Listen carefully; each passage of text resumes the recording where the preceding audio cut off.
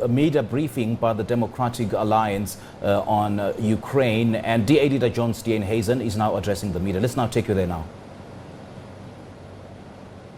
From Russian aggression in Ukraine. We've taken a number of other action steps. As you know, we've called for a parliamentary debate on the situation in Russia-Ukraine, and that will be taking place next Tuesday in the National Assembly, where we'll be able to have an opportunity to actually pin government down on what their actual position is. Because what they're doing now is trying to portray themselves as neutral brokers, when in fact the public representatives' utterances of Mr. Dugmore, Mr. Imbalula, Mr. Lindiwe Zulu, and other senior ANC leaders have shown quite the opposite, that it's more a solidarity with the Russian Federation, and because of the emotional ties the ANC has with the USSR, those are now loyalties have clearly been transferred to Russia. They forget that Ukraine was also part of the USSR when solidarity was shown in the fight for freedom in South Africa. We've also then launched a campaign where we'll be providing T-shirts, and this is an initiative spearheaded by Anton Bradell and others, where we'll be providing T-shirts to people. It's 30 Rand from the sale of each of the T-shirts is going to be put into a fund which we will assist Ukraine with humanitarian relief, particularly for civilians who've been displaced as a result of the refugee crisis. So, Ambassador, I wanted to say that, and to show very visibly, that we stand with Ukraine, that we are in solidarity with you in the situation unfolding there, and that we will continue to put pressure on the South African government to do something to end the Russian Federation's invasion in Ukraine. But we won't allow them today to get away with a veneer of impartiality when they clearly have picked a side.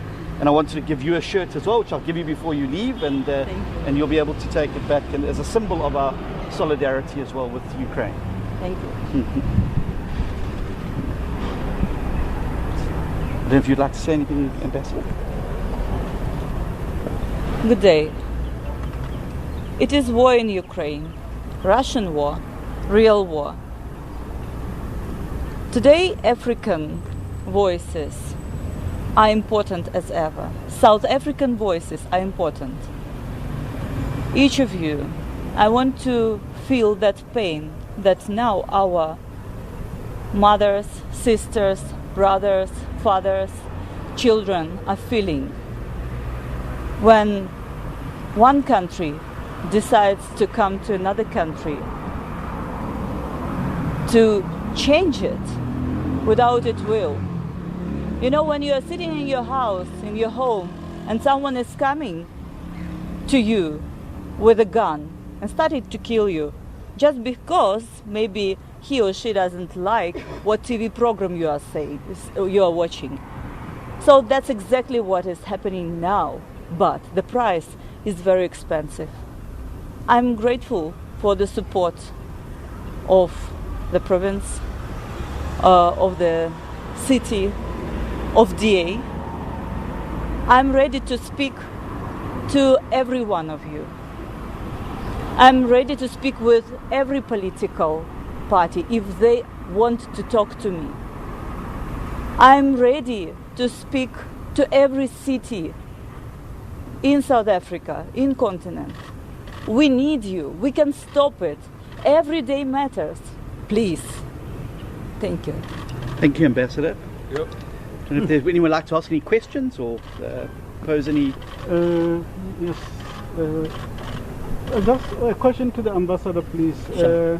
Ambassador, has the South African government approached you as the embassy to facilitate access to your president or to talk about negotiations? No.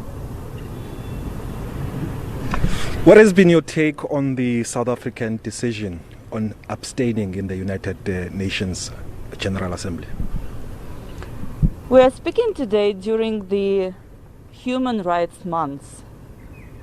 What unites Rainbow Nation of South Africa? The struggle that you passed through, this fight for human rights. Today, in my country, human rights are violating every day, and not only. We are experiencing huge war crimes. South Africa cannot sit on the fence in this case. I'm sorry. And your take, John? Yes, well, I think that I'm really embarrassed at the stance taken by South Africa at the United Nations General Assembly. I don't think, as Dante said, that in the hottest places in hell are reserved for those who, in times of great moral crisis, choose neutrality. You can't be neutral in this particular situation, and the moral equivalence that the South African government is trying to set out between Ukraine and the Russian Federation is like an elephant standing on a mouse, and then you want to blame the mouse for being aggressive with the elephant. There clearly is a disproportionate balance of forces here, and it's evidence there. Violence is not the answer. It never has been the answer, and we need to ensure that peace breaks out in that region there. But you can't have peace if you're not prepared to stand up to bullies. One of the things Helen Suzman famously taught us was to stand up to bullies. And she taught us to stand up to bullies because she said if you do not stand up to a bully, then you embolden that person, and they will carry on with their behavior, and they will carry on bullying more people. It's time now for the world to stand up to Vladimir Putin, and it's time for the South African government to understand that there are going to be long-lasting implications for their attempts at neutrality in this, which is nothing other than a thin veneer of support for the Russian Federation and for Mr. Vladimir Putin. And I think it's evidenced by the fact that the president was very proud of his bromance with Vladimir Putin, and he was very proud to put it on the social media channels last night in the interest of what he says getting the full side of the story. Why then has he not done the same with the Ukraine president? Why has he not spoken to the Ukraine ambassador here and to Ukraine's ambassador here in South Africa? And it just shows that they're attempting to, ahead of the debate next week, put some veneer of respectability on their moral treachery in this particular matter. Sorry, to John and the ambassador, South Africa's position aside right now, do you think South Africa can play a mediation role in this particular situation? We have seen our former presidents take on such roles elsewhere on the continent, for example. Do you think South Africa could play such a role? I already answered once this question, and I strongly believe that His Excellency Mr. Ramaphosa is a brilliant mediator. There was a time when we could speak about diplomatic solution only. Now, in order to be able to mediate, you have to name the things as they are. So we have to say this is the war, the Russian troops are killing Ukrainian people, and to mediate this process. If the president will do it, I'm sure he will be able. I would hope that South Africa would have taken its rightful place amongst the nations of the world in terms of fighting for the very human rights and open democracies, respect for international and sovereignty that the liberation movement fought for in South Africa. But that has not been a consistent position of South Africa, both locally and internationally. So we've seen a blind eye being turned in places like Zimbabwe because it was uncomfortable because of past relationships with the Liberation Party and Mr. Mugabe and his regime. I think that to be an excellent mediator requires you to be an honest broker. And I'm afraid that South Africa has, I believe, compromised its ability to be an honest broker. Why do I say that? Well, on the very day of the invasion of Ukraine by the Russian Federation and the Russian Federation's army, you had our defense minister clinking champagne glasses with the Russian ambassador toasting the might of the Russian Federation's army and their armed services. I don't think that sends a message out to the rest of the world that we can be an honest broker in the situation. What South Africa should do, though, at the very least, is to try and get back onto the right side of history in this matter and actually use the opportunity in the debate next week to speak out against the atrocities, to speak out against the aggression of the Russian Federation, and to place us firmly with those nations in the world that respect international law, respect the rule of law, and respect the sovereignty of other countries, and to do that and to do it consistently. Mr. Steenhuisen, another question from my side. There are people who will say that DA is being hypocritical here, in the sense that Very recently, in fact, at the moment, the people in Afghanistan who are suffering and who are actually dying every day as the consequences of a war started by the United States. The DA hasn't gone out to say we stand with the people of Afghanistan, because people died.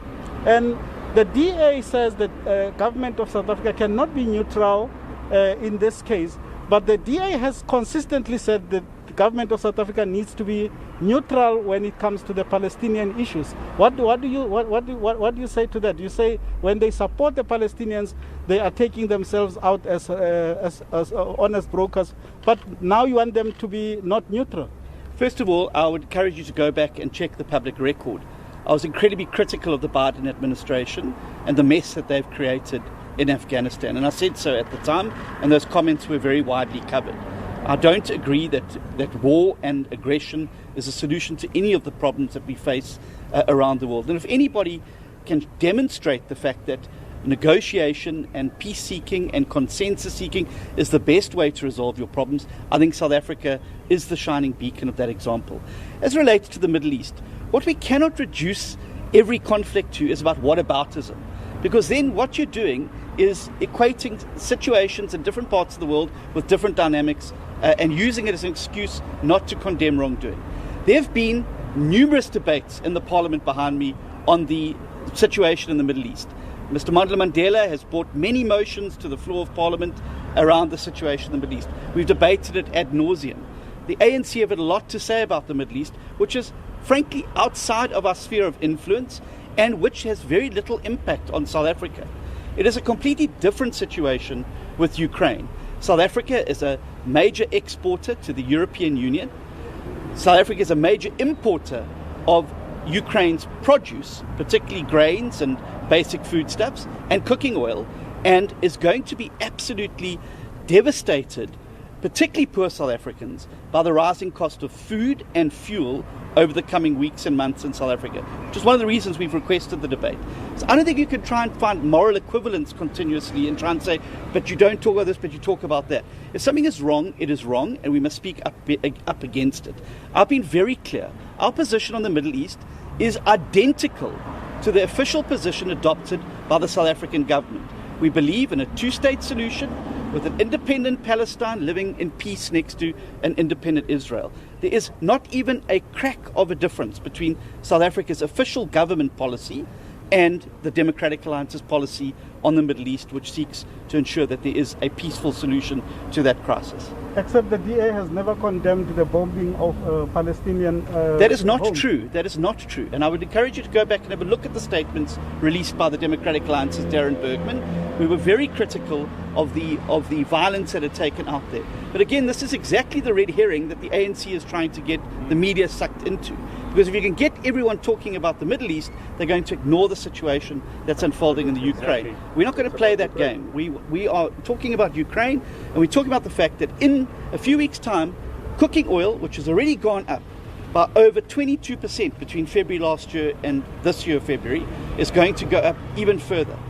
So whatever money you've given to people, increase their social grant, the 350, etc., is going to be completely wiped out by rising taxi fares, by cooking oil going up, and by other basic foodstuffs going through the roof.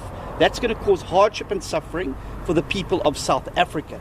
We have an intrinsic interest to make sure that the situation is resolved in Ukraine and Russia so that we can ensure that our trade is not affected and that we're able to get these products in, and our citizens are not suffering because of a dispute that's happening in Eastern Europe. If I may add. Sure. The war of Russia against Ukraine is the global issue now. And you will see different tracks how will affect not only Europe, but all the world. And unfortunately, the most vulnerable would be and will be the poorest people. The poor will become poorest. You will see the security track, you will see the food security track, you will see huge humanitarian crisis. Moreover, you will see environmental catastrophe. Just remember that Ukraine has Chernobyl and has bad experience of that. Now Ukraine doesn't control it. Moreover, we have a biggest in Europe nuclear plant. If these shellings are attacking our maternity hospitals, what is the difference for Russians to explode this nuclear plant? So we are, unfortunately, in this war on the same boat. Thanks very much. Anybody else? Yes, sir. Yeah. How are you doing? Fine, thanks, and you, sir. My name is Prince Kabukulu the First. I'm a student at CPUT. I think this war is taken out of proportion in this way. They're using Ukrainians as pawn in their mega game, which is like a chess between Mr. Vladimir Putin and the Europe and the USA. This has to come to an end, and the politicians in particular, they have to stop using this as a bargaining chip for them.